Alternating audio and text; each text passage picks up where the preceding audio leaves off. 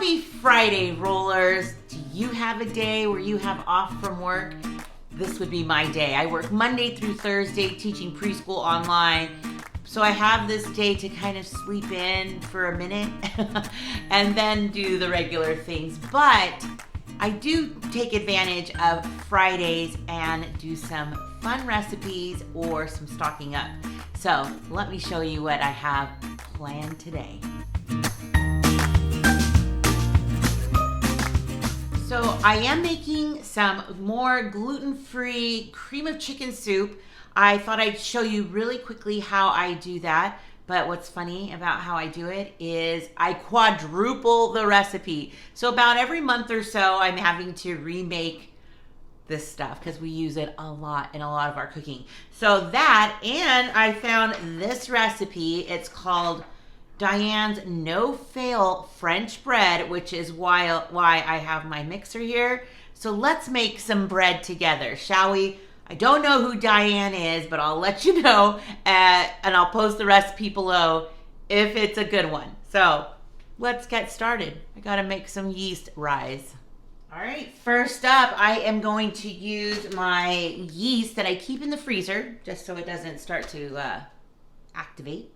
And we're going to take 2 tablespoons and add half a cup of very warm water. So somewhere between warm and hot. She said that she just uses the tap water. So I have just a half a cup here, and we're just gonna let that start to activate. So, bloom. That's what people call it, right? They bloom it.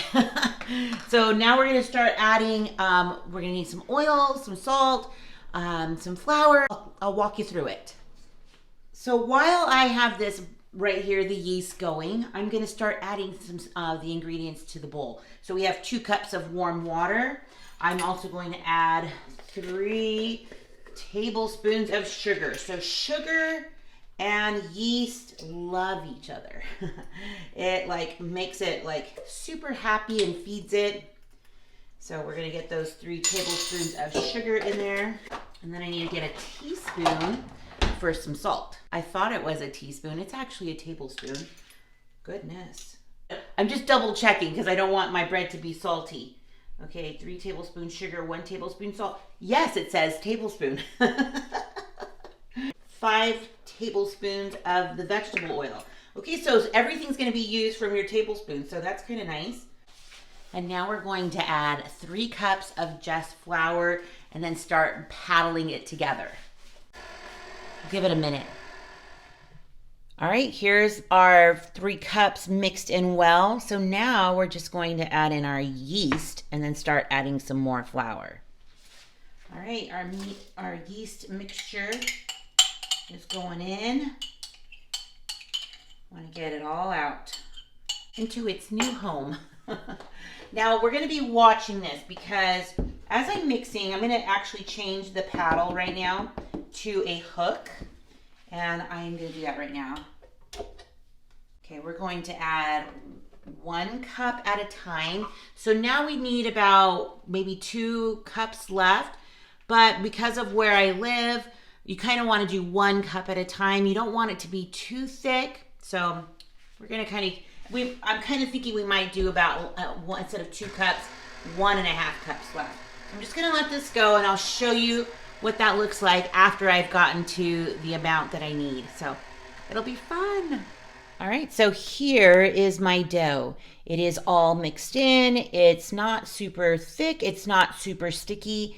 It's workable. And so here's the thing. We're gonna let this sit here for 10 minutes. So I'm gonna set a timer, and then every 10 minutes for an hour, so 5 more times, I will be and I'll show you what I'm gonna do. I'm gonna turn on the mixer just for a few seconds and do it like a punch down effect.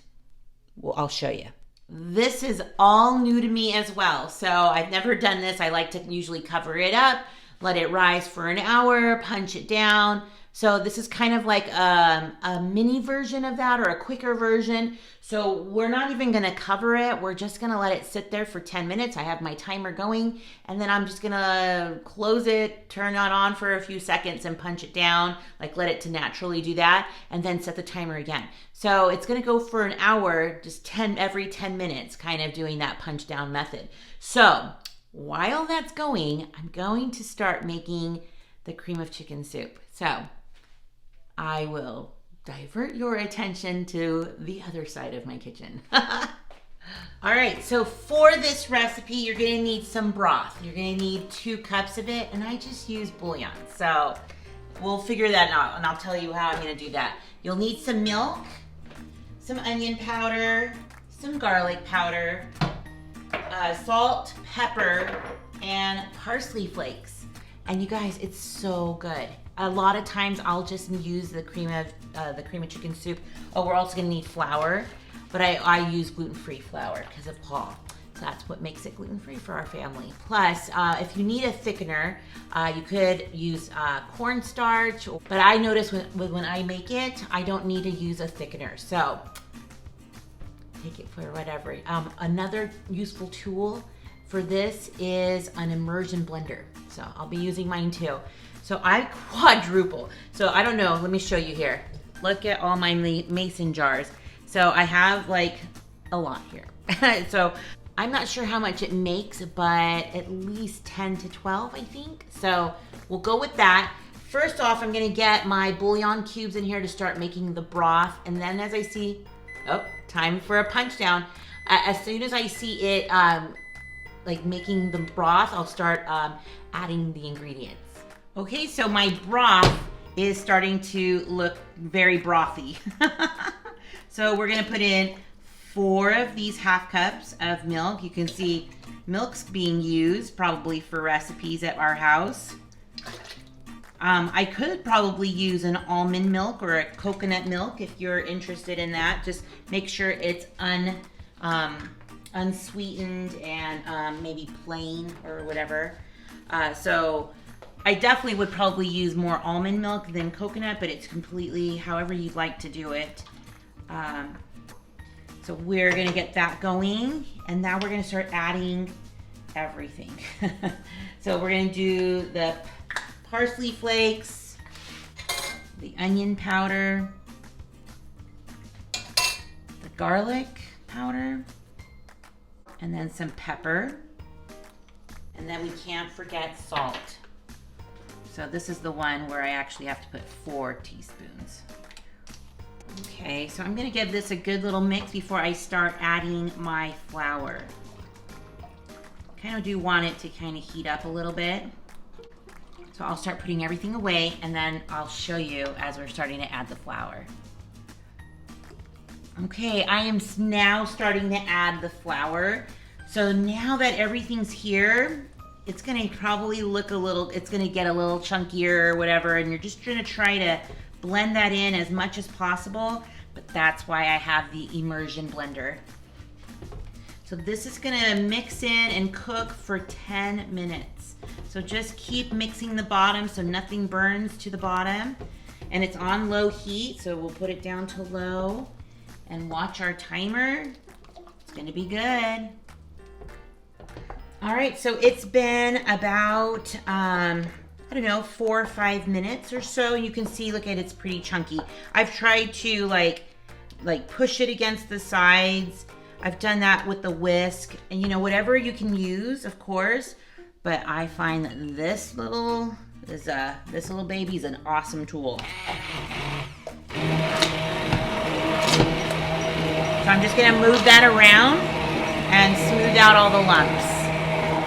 Look at this, so much better, so very thick. And now we're just gonna let it cool down a tiny bit so I can start putting them in the jars, the mason jars. And all I do to store this is put them in the freezer. So we're gonna let this cool down, and then we're gonna work on some bread. So ta-da! It's still they're pretty warm. I don't want them to go into the freezer just yet. So it makes about 10 or 11 1-cup jars.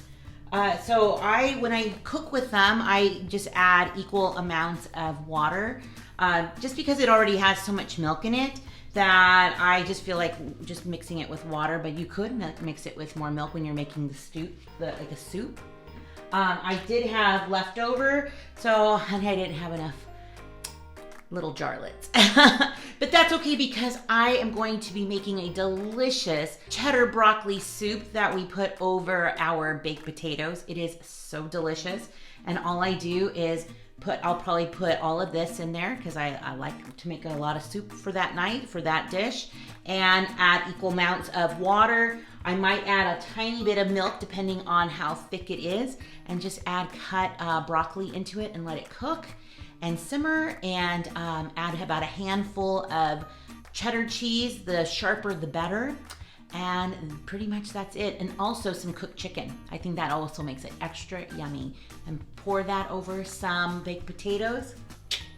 That is a delicious meal. So now let's get into that French bread. So I'm so glad to have this skill. I always keep the ingredients on hand to make it, but now if I can conquer the French bread, I won't have to buy any more at the store, you guys.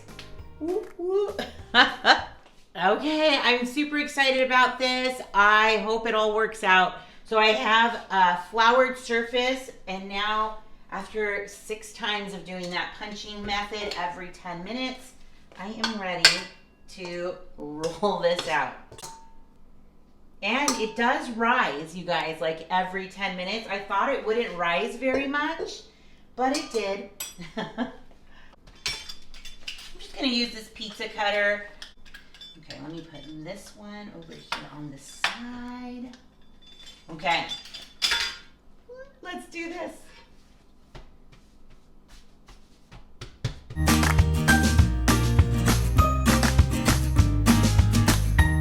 We're just gonna roll it up. Let me see if I can get more in view. I'll bring you closer. Okay, so we're just gonna roll it.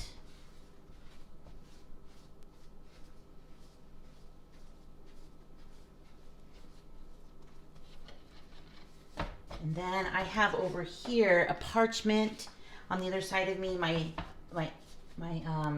pan, my baking sheet, has parchment paper to put this on. Okay, so here are these beauties. So what I'm gonna do right now is just score the top. Use your pretty sharpest knife and okay. Now we'll cover these up and let them proof for about 20 to 30 minutes. All right, it is time to start getting them into the oven. Oh, these are looking really good. I think this one was a little bit bigger. What do you think? So what I'm gonna do right now is I'm whisking an egg, and we're just gonna give it a light egg wash. You don't have to do this step, it's not required, but it will give it a more glossy finish versus a matte finish, which I would eat bread anyway. So I can't wait to try these. I already have my oven. I have a convection oven, so it says somewhere between 350 and 375, so I put it at 360, right? That made sense. And then I'm just gonna put this in for about 20 minutes or so. Let me double check. 18 to 20 minutes. So I'll just set my timer for, I'll do it for about 15 and then kind of check it from there, and I'll give you guys a final amount at the end. But these are looking good. I hope they taste good. Oh, I hope they taste good. Time to go into the oven. You guys, look at how good those look. I mean, aside from the wash just being like streaked, I mean, what was the point? They look so good. Okay, about halfway through, I put it down on this lower level because I didn't want them to quickly brown. I wanted them to get a full cook, a full bake. And so these went about 19 minutes. So they look so good. And now I have to wait for them to cool down. Ugh. I will though. You guys can't believe it. I hope they taste so good. Yeah, so I literally can't wait any longer. So I know it's gonna be hot, but warm bread is so good. Yeah, I don't need that. Ooh.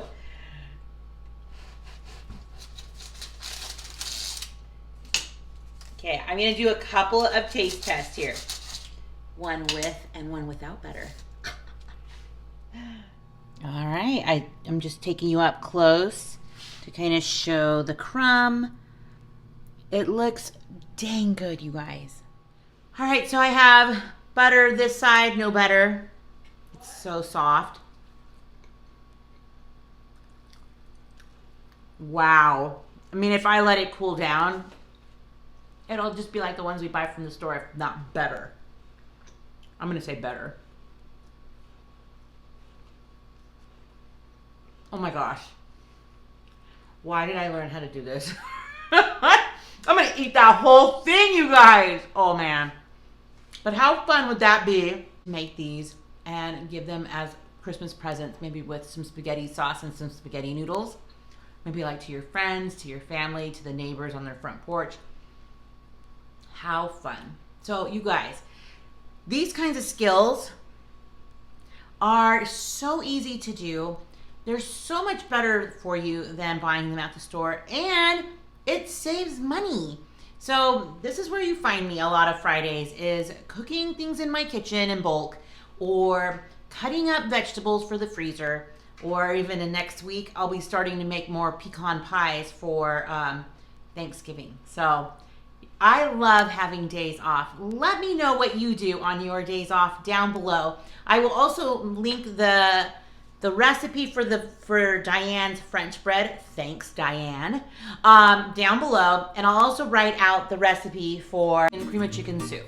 So have a wonderful day, rollers. Thanks for stopping by the channel. Give it a thumbs up and subscribe, and stick around because you just never know what I'll be rolling out next. Bye everyone. Hopefully I don't eat it all.